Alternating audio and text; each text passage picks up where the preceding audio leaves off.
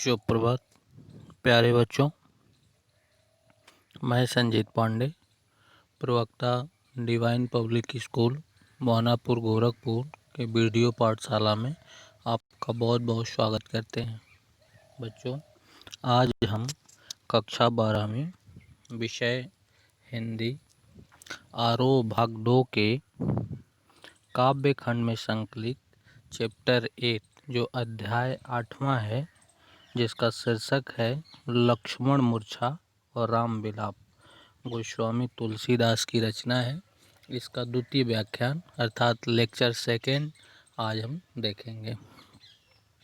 बच्चों, गए दिनों में हमने देखा था कि कहते हैं दोहा देख रहे थे, और दोहा में हमने देखा था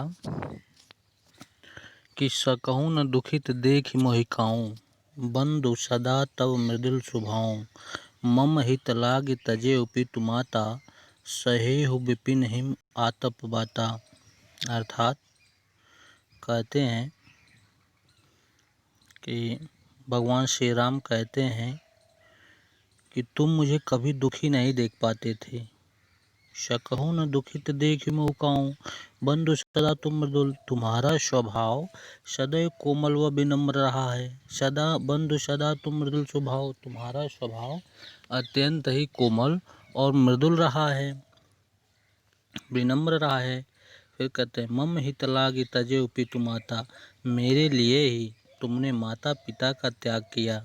अर्थात बच्चों के लिए सबसे प्यारा कोई होता है तो माता पिता, और माता पिता के लिए कोई सबसे प्यारा होता है तो बच्चा। वो कहते हैं कि हमारे लिए तुमने माता पिता का त्याग किया।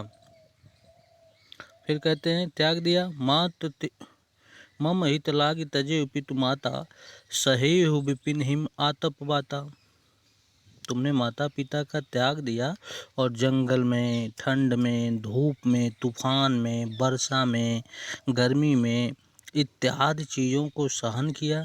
अपने ऊपर विभिन्न तरह के इस तरह दैवी आपदाओं का तुमने सहन किया। हे भाई, फिर कहते हैं सो अनुराग कहाँ, बाज का स्टार्ट होता है अगला उदाहरण कि सो अनुराग कहाँ अब भाई। अर्थात हे भाई, अब वह प्रेम कहाँ है। सो अनुराग कहाँ अब भाई, अर्थात हे भाई, अब वह प्रेम कहाँ है। उठाओ न सुनि मम बच बिलकाई, तुम मेरी व्याकुलता पूर्ण बातों को सुनकर उठते क्यों नहीं। अर्थात हे भाई, अब वो तुम्हारा प्रेम, वो अनुराग कहाँ है जो तुम मुझे जरा सा भी अर्थात कांटे की चुभन से तुम उस दर्द को, अर्थात मुझे कांटे की चुभन होती थी तो उस दर्द को तुम हमारे लिए असहनीय होता था। आज तुम इस तरह पड़े हुए हो तो हमारी क्या स्थिति हो रही होगी, इसकी कल्पना तुम नहीं कर सकते हो, अकल्पनीय है। अर्थात तुम ऐसी परिस्थिति में हो और हमारे ऊपर क्या बीत रही है इसका अंदाजा तुम्हें है कि बच्चों को तुम व्याकुलता पूर्वक बातों को सुनकर क्यों नहीं उठे। यदि फिर कहते हैं सो उठो न सुनि मम वचन बिलकाई, जो जनते हो बन बंधु बिछोहु, पिता वचन मनते नहीं हो। कहते हैं यदि मैं जानता होता कि वन में तुम्हारा वियोग सहना पड़ेगा तो मैं अपने पिता के इस वचन को कदापि नहीं मानता, मैं वहीं ही ठुकरा दिया होता। विशेष है इस पंक्ति का कि राम का मानवीय रूप, उनके विलाप का मानवीय रूप और उनके विलाप का मार्मिक वर्णन कब करता है। दृश्य बिंब है, करुण रस की प्रधानता है, चौपाई छंद का कुशल निर्वाह है, भाषा अवधि है, अनुप्रास अलंकार है। जैसे कुछ पंक्तियों में बोले बचन, दुखित देख, बन बंधु बिछो, बच बिलकाई इत्यादि पंक्तियों में अनुप्रास अलंकार है। अगला उदाहरण है सूत बीत नारी। कहते हैं कि सूत बीत नारी, भवन परिवारा, होई हैं जाय जग 12 अस विचार जे जागत ताता, मिलन न जगत सहोदर भ्राता। भगवान श्री राम कहते हैं, मानव रूप में बिलखते हुए कहते हैं कि हे भाई सुनो, बीत मीन्स धन होता है और नारी मीन्स स्त्री होती है। पत्नी होती है।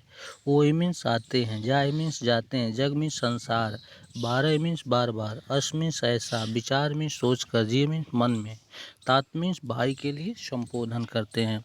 तो कहते हैं कि सूत वित्त नारी भवन परिवारा, हुई हैं जाय ही जग बारह बारह, अस विचार जिय जागो ताता, मिलई न जगत सहोदर भ्राता। श्री राम व्याकुल होकर कहते हैं कि संसार में पुत्र, धन, स्त्री, भवन और परिवार बार बार मिल जाते हैं। कहते हैं सूत वित्त नारी भवन परिवार, कहते हैं कि पुत्र, सूत मीन्स पुत्र होता है। कहते हैं श्री राम व्याकुल होकर के कहते हैं कि हे भाई, इस संसार में पुत्र, धन, स्त्री, भवन और परिवार बार बार मिल जाते हैं और नष्ट हो जाते हैं, किंतु संसार में सगा भाई दोबारा नहीं मिलता। यह विचार करके हे तात तुम जाग जाओ। अब विचार जिए जागो तात, मिलन न जगत सहोदर भ्राता।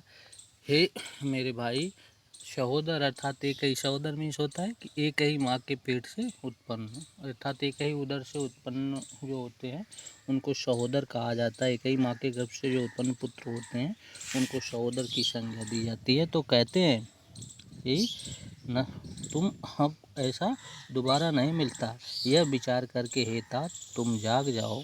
फिर अगले उदाहरण में कहते हैं कि जता पंख बिनु खग अति दीना, मन बिन फन करिबर कर हीना, असमम जीवन बंधु बिन तोहि, जौ जड़ दैव दिख जियावे मोहि, जयहु अवध कवन मोहलाई, नारी हेतु प्रिय भाई गमाई, बस अपजस सतेहु जग माही, नाहि नार विशेष छति नाहि।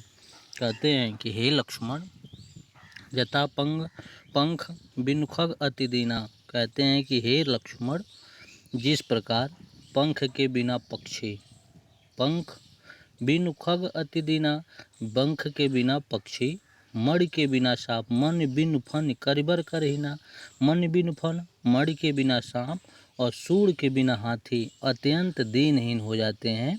अर्थात हे लक्ष्मण, जिस प्रकार पंख के बिना पक्षी, मणि के बिना सर्प और सूंड के बिना हाथी अत्यंत दीनहीन हो जाते हैं, उसी प्रकार तुम्हारे बिना मेरा जीवन व्यर्थ है। असमम जीवन बंधु बिन तोहि, तुम्हारे बिना मेरा व्यर्थ है। हे भाई,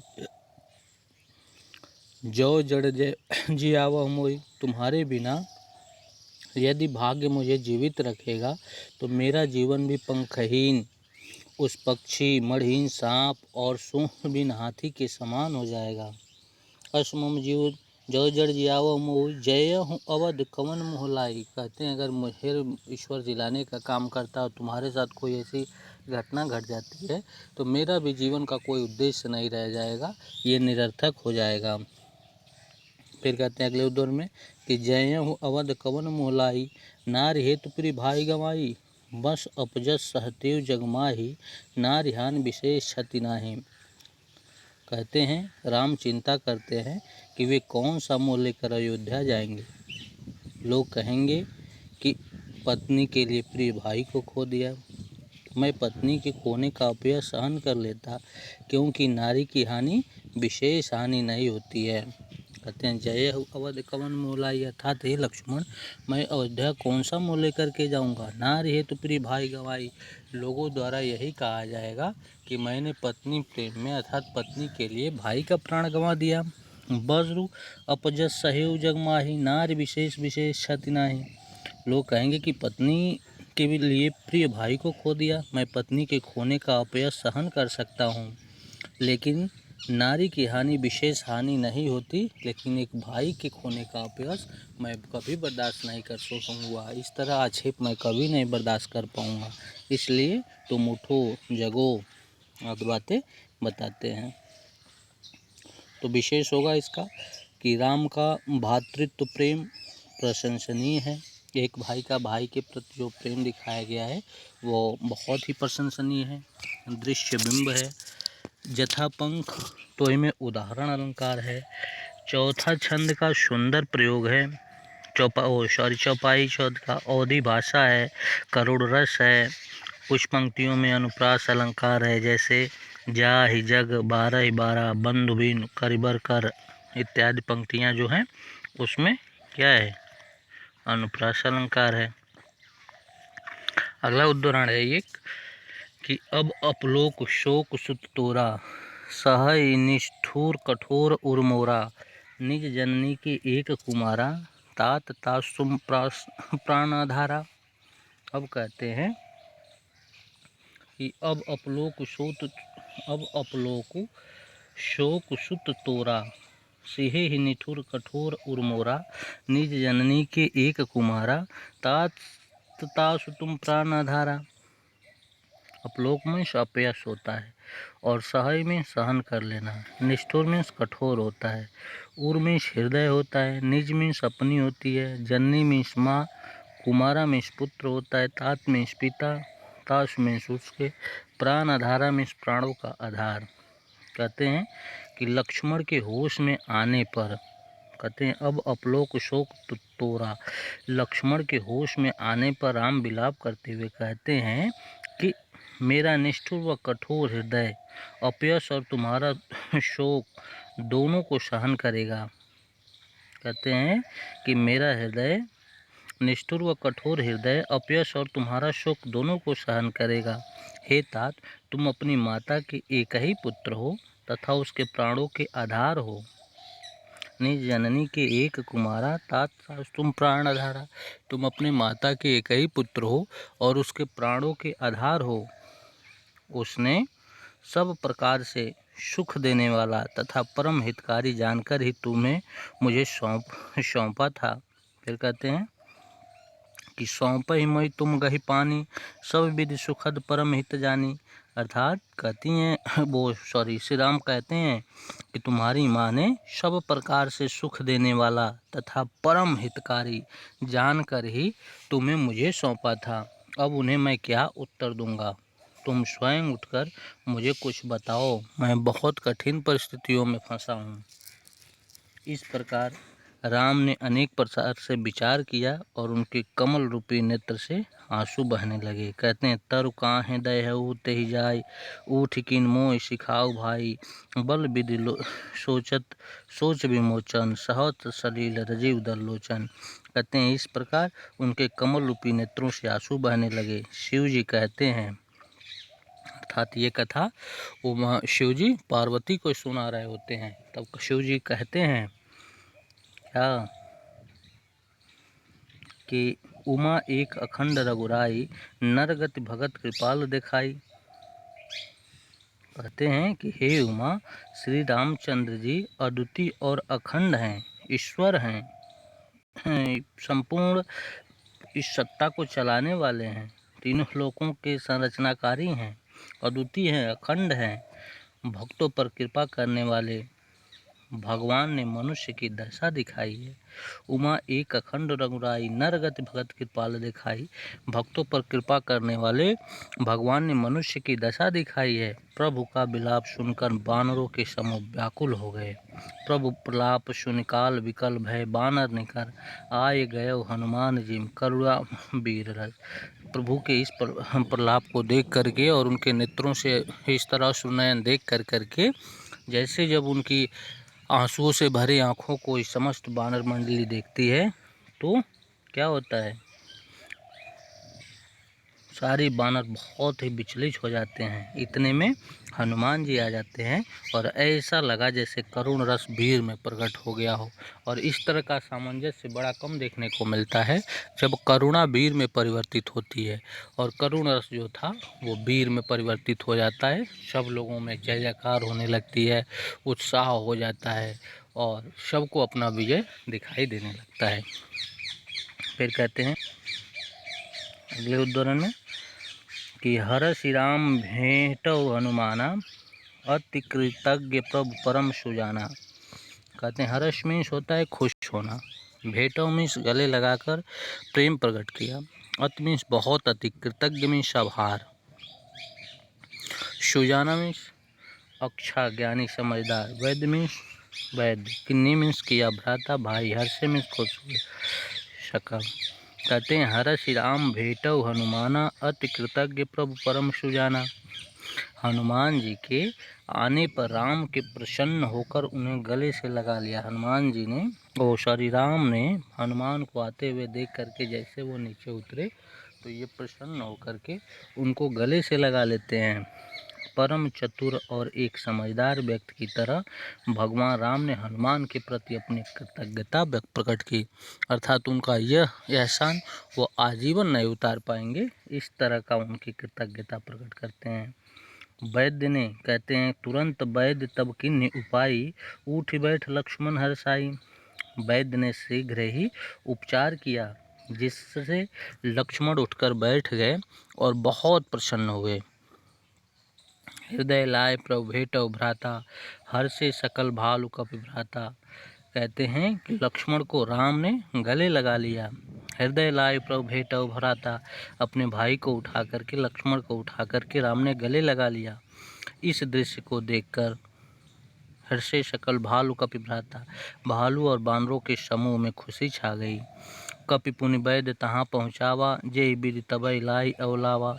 हनुमान ने वैद्यराज को वहीं उसी तरह पहुँचा दिया जिस तरह जहाँ से वे उन्हें लेकर के आए थे। जितना सुरक्षित वो उनके ले करके आए थे, उनको उतना ही सुरक्षित ला करके और लंकेश के दरबार में उनको वहाँ पे रख दिया।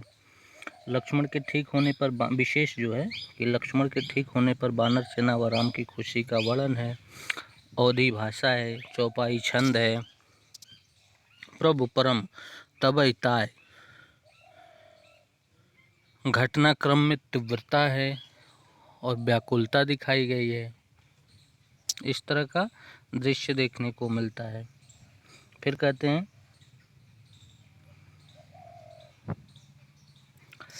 कि यह वृत्तांत दशानन सुनेऊ, अति विषाद पुण्य सिर धुनेऊ।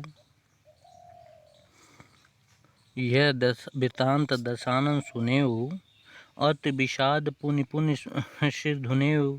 व्याकुल कुंभकर्ण पहियावा, विविध जतन करता ही जगावा। जागा निश्चर देख कैसा, मानव काल देह धर वैसा।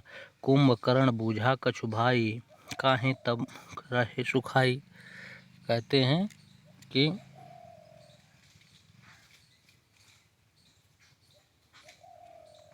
वृत्तांत में वर्णन होता है और विषाद में दुख होता है। सुरधिनियों में पछताया, पास विविध में अनेक, जतन में उपाय होता है। तो कहते हैं कि जब रावण ने लक्ष्मण के ठीक होने का समाचार सुना तो वह दुख से अपना सिर ढूंढने लगा। जब वृत्तांत दशानन सुनेऊ, अति विषाद पुनपुर सिर धुनेऊ। कहते हैं कि जैसे हम गुस्से में होते हैं तो क्या करते हैं, सर पे हाथ लगाते हैं, बाल नोचते हैं, आदि आदि की प्रतिक्रिया करते हैं। वैसे रावण की जब रावण ने लक्ष्मण के ठीक होने का समाचार सुना तो वह अपना सिर ढूंढने लगा। व्याकुल होकर वह कुंभकर्ण के पास गया और कई तरह के उपाय करके उसे जगाया। व्याकुल कुंभकर्ण पहियावा, विविध जतन करता ही जगावा। उसे जगाया, कुंभकर्ण जाकर बैठ गया। फिर हम बांध के उसके किया गया। जागा निश्चय देखिए कैसा। कुंभकर्ण जाग कर के बैठ गया। वह ऐसा लग रहा था मानव काल देह धर वैसा। वो ऐसा लग रहा था मानो यमराज ने शरीर धारण कर रखा हो। कुंभकर्ण ने रावण से पूछा, कहो भाई, तुम्हारे मुख क्यों सूख रहे हैं, अर्थात तुम्हारा चेहरा इस तरह क्यों है, तुम इतना उदास क्यों हो, इतने परेशान क्यों हो, तुम्हारे इस परेशानी का क्या कारण है। विशेष हुआ कि रावण के दुख का सुंदर चित्रण किया गया है। पुण्य पुण्य में पुनरुक्ति अलंकार है। कुंभकर्ण के काल की उत्प्रेक्षा प्रभावी है, उत्प्रेक्षा अलंकार है। अवधी भाषा, चौपाई छंद आदि दिखाया गया है। अगला उद्धरण है कि कथा कैसब ते ही अभिमानी, जे प्रकार सीता हरियाणी। तात कपि सब निश्चर मारे, महा योद्धा संहारे। दुर्मुख सुररिप मनुज आहारी, अट अतिकाय अकंपन भारी। अपर महोदर अधिक वीरा, परे समर मय सब रणधीरा। ध्यान दीजिएगा, बहुत इम्पोर्टेंट है। कहते हैं कथा मीन्स कहानी, ते मीन्स उस, जे मीन्स जिस प्रकार, हर मीन्स हर हरण करके, आनी मीन्स लाए, कपि हनुमान आदि बानरों का, महा बड़े बड़े, योद्धा में, और जो उक्त मैंने नाम लिया अभी, वो समस्त बड़े बड़े राक्षसों के नाम हैं, जो एक से एक मायावी और एक से एक गुणवान राक्षस हुआ करते थे। ये सब उनके अपने नाम हैं। तो कहते हैं कि कथा कही सब तेज अभिमानी, जे प्रकार सीता हरियाणी।